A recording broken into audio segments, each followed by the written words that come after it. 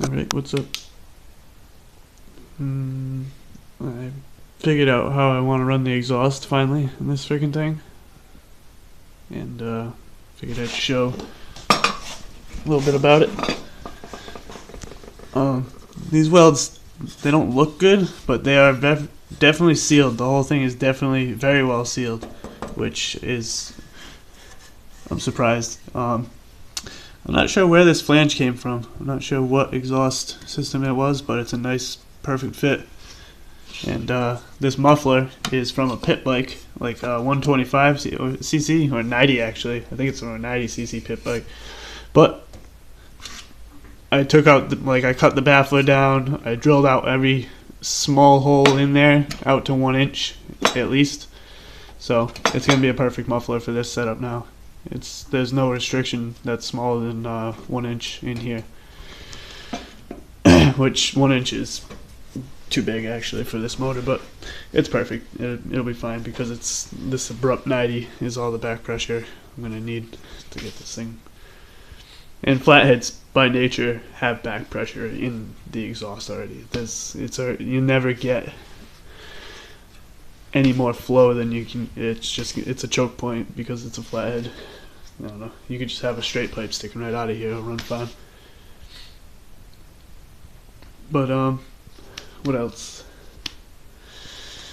Yeah, obviously, my car was jetted pretty rich too. I like to jet them rich when I open up the intake and the exhaust. You can see the steering support. I don't know if I ever showed this thing together without the body on top of it, but this is where the suspension pivots. You can see the hole there on the body there, and got my shifter figured out. It all works nicely. Obviously the exhaust needs to be propped up. It needs a hanger or a couple supports. This guy has a support over here that I can bolt to, which is going to be elevated up so the shifter can move. And yeah, you can finally see the springs where they're just bolted to the body there. It's the simplest rear suspension. It's not even rear suspension. It's just a sprung seat, kind of glorified spring seat with another spring seat on top of it. So like altogether you get about 6 inches of up and down travel, and it's pretty well dampened. It doesn't send you flying because this is the dampening. You tighten the shit out of these bolts, and then there's a double nut that goes in on the inside too, so it's a jam nut. So you tighten those bolts against that, and it's an adjustable dampening, adjustable shock. Same idea here. It works pretty well. These are loose right now, and it's still, I don't know. I'm still thinking about a shock here. Obviously, that's a real suspension. It's got some good travel too. I got my bushings in the tops. I ended up using how did I do this?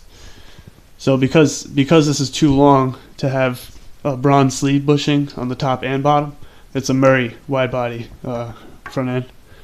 All those Murrays have this front end. Because it's too long here, like you could weld a bolt on the top and have a nut there, or feel his front. He cut his, I think is what he did. He cut the tops of them. But what I did is I have a bronze sleeve bushing, a flanged one at the bottom there. You can see the flange of it right there. And then inside here, there's like a Swiss cheese fucking piece of 3/4 inside diameter by 7/8 outside diameter. And then obviously the bushings are 3/4 by 1 inch. So that's just acting as a spacer to hold like half of a sleeve bushing, like one of those. I cut one of those in half, so I got 1 inch long bronze bushing. It's a sleeve bushing, so it doesn't poke out the top. And then I just have a thrust washer here, because obviously there's no downward force ever really on this thing here. Even if that freaking pin popped out, you'd probably never knock the front wheel out.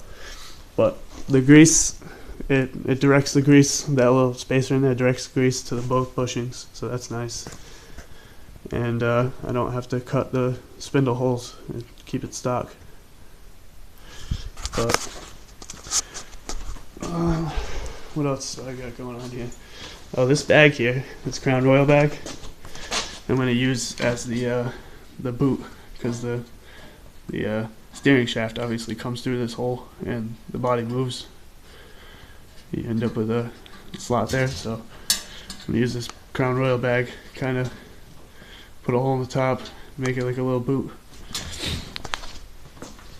And I think it'll look pretty badass. I'm not sure what color I'm going with yet. I want something, I might even paint these wooden foot things, just if I don't know, it depends on what color scheme I go with.